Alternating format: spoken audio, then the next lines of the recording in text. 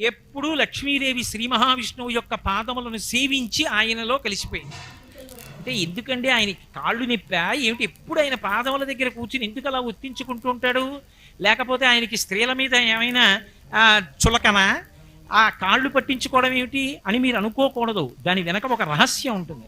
ఆవిడ ఆయన పాదములు పట్టింది తప్ప ఆయన పాదములు పట్టమని అడగలేదు.